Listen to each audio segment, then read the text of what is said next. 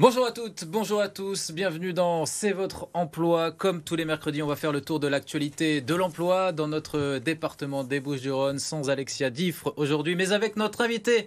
Bonjour, merci d'avoir accepté notre invitation, Cyril Sauva. Bonjour. Vous êtes président de la Fédération du bâtiment et des travaux publics des Bouches-du-Rhône.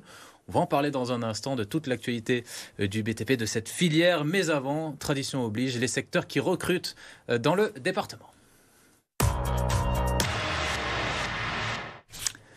3 offres d'emploi à pourvoir dans le département. D'abord, La Rosée, cette entreprise de cosmétiques qui recherche un commercial en CDI avec comme mission la gestion des rendez-vous commerciaux, le développement de la notoriété de la marque, la présentation de La Rosée aux pharmacies. Le profil recherché, c'est première expérience sur un poste similaire. Rigueur, organisation et travail d'équipe sont demandés. Si vous souhaitez candidater, vous allez sur le site qui s'affiche à l'écran Welcome to the Jungle et vous choisissez l'onglet compagnie La Rosée. Ensuite, un autre poste à pourvoir, c'est Suntory, un gestionnaire qui recherche un gestionnaire master data. C'est à Aix-en-Provence, c'est un CDD de 6 mois. Mission, c'est analyse de la qualité des données, réponse aux questions des utilisateurs et application des règles de gestion. Profil recherché, formation DUT en système d'information. Il faut être autonome, organisé et parler anglais couramment. Candidature sur le site de Suntory directement dans l'onglet carrière. Et puis le Crédit Mutuel qui recherche un conseiller patrimonial ou une conseillère patrimoniale. C'est à Allo, c'est en alternance. Mission, c'est gestion des actions commerciales, conseil de la clientèle, fidélisation du portefeuille client. Profil recherché, c'est préparation d'un master en gestion du patrimoine. Il faut être proactif, force de proposition et réactif. Toutes les infos sont à retrouver sur le site de Crédit Mutuel et la candidature également sur recrutement.creditmutuel.fr. Allez, on passe tout de suite à notre invité.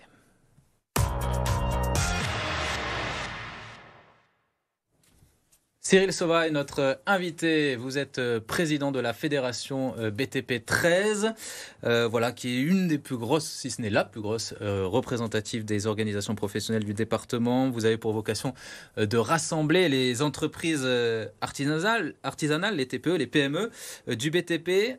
Combien d'entreprises votre fédération rassemble au final ? Alors, vous avez cité effectivement les artisans TPE, PME, mais nous avons aussi les majors. Nous avons aussi les très grosses entreprises nationales qui sont adhérentes chez nous. Il faut savoir que le bâtiment, au sens global, c'est le premier employeur de France, de loin, et notamment dans les territoires, car nous sommes très implantés sur les territoires dans le bâtiment, évidemment. C'est combien d'emplois dans notre département ? Dans le département, c'est à peu près 50 000 emplois, un peu moins de 50 000 emplois, donc c'est énorme.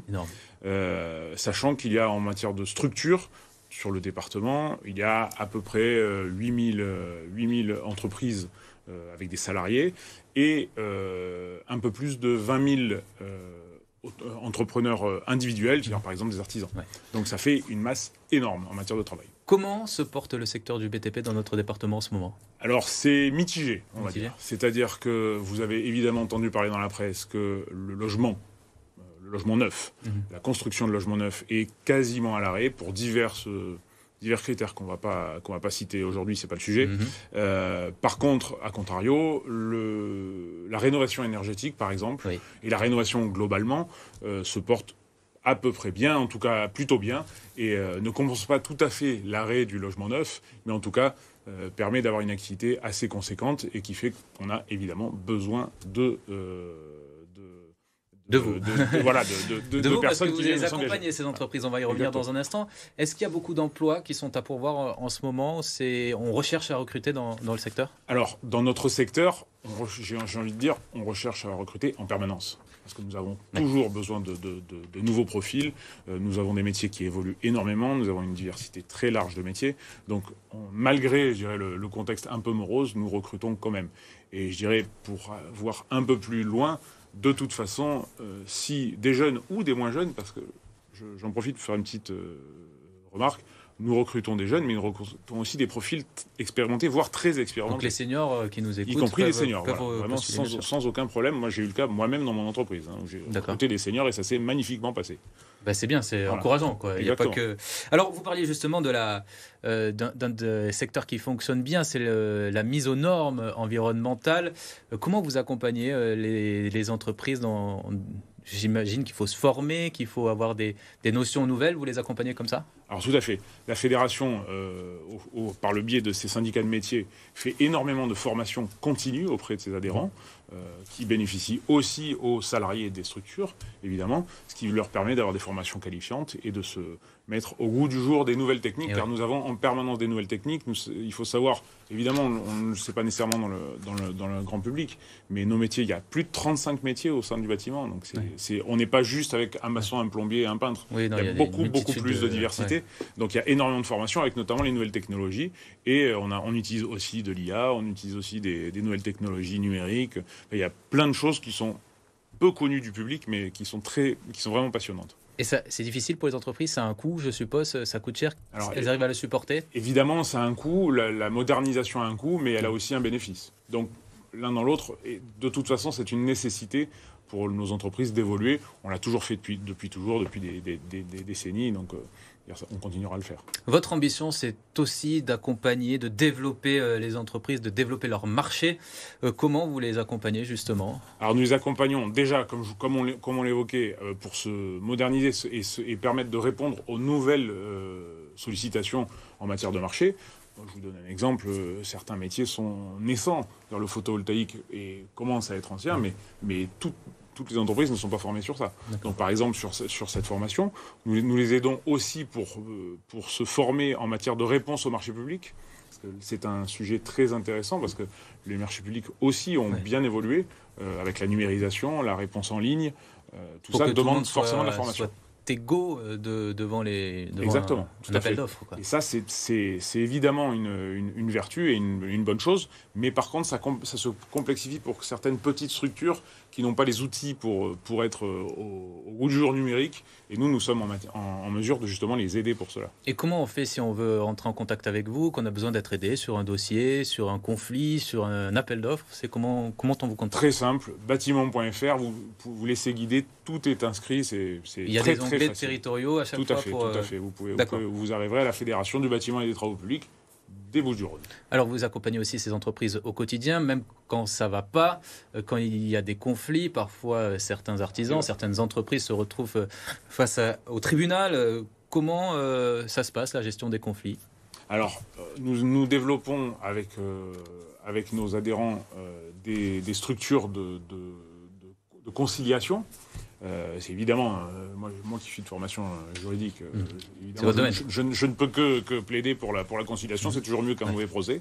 Donc la conciliation est tentée toujours en préalable.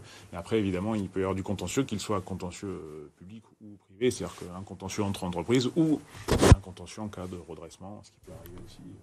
Alors, on sait que beaucoup d'artisans et d'employés du BTP travaillent l'été. Il y a des recrutements saisonniers qui sont organisés. Et il y a une contrainte, surtout dans notre territoire, c'est la chaleur. On en parle souvent. Est-ce que comment on s'adapte? Comment vous protégez les employés? Alors, effectivement, ça, c'est une contrainte que nous avons depuis toujours, parce que la météo est depuis toujours un peu chaude à Marseille quand même. Donc nous sommes relativement outillés et nous adaptons depuis toujours. Mais évidemment, nous avons mis en œuvre des solutions en décalant des horaires, en faisant beaucoup plus de veille et de surveillance entre les techniciens pour que chacun veille sur l'autre, ce qui d'ailleurs a donné lieu à une solidarité encore plus importante. C'est très intéressant. Évidemment, veiller à l'hydratation et puis surtout du repos, aménager parfois les horaires. Aménager beaucoup les horaires. Après, la limite, j'en profite pour faire un petit appel à la population. Aménager les horaires, ça veut dire aussi parfois des nuisances sonores un peu plus tôt le matin dans les copropriétés. Il faut accepter que malheureusement, on n'arrive pas encore à faire des travaux en Wi-Fi, donc voilà. Donc, même si l'intelligence artificielle ne remplacera jamais le manuel. Et voilà, exactement. Donc il y aura toujours un petit peu de nuisance. Donc s'il vous plaît, messieurs les donneurs d'ordre et les occupants des locaux, soyez bienveillants avec nos techniciens qui sont obligés de travailler tôt le matin l'été notamment. Message entendu. Merci beaucoup Cyril Sauva. Vous restez avec nous pour la suite de votre C'est votre emploi, avec tout d'abord la candidature de la semaine.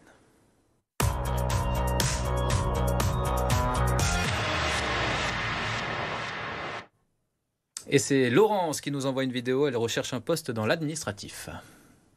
Bonjour à tous, je m'appelle Laurence, j'ai 50 ans. J'ai exercé une bonne partie de ma carrière dans le milieu de la vente en tant qu'employée ainsi que gérante. Je me suis orientée vers une reconversion professionnelle. J'ai aussi occupé un poste de secrétaire funéraire. Pour monter en compétences, j'ai passé un titre professionnel de secrétaire assistant niveau 4 avec divers stages en mairie. Très motivée, sociable, j'aime le contact humain et j'ai le sens de l'organisation. Juste un petit point, j'ai une reconnaissance de travailleur handicapé qui ne nécessite aucun aménagement. Je recherche un emploi en tant que secrétaire sur le secteur de Aubagne jusqu'à Toulon. Je vous remercie. Si mon profil vous intéresse, n'hésitez pas à me contacter. Et si vous êtes intéressé par la candidature de Laurence, vous pouvez envoyer un mail à c'estvotreemploi@lavarap.fr. On vous répondra et on vous mettra en relation avec Laurence. On passe tout de suite au calendrier de l'emploi.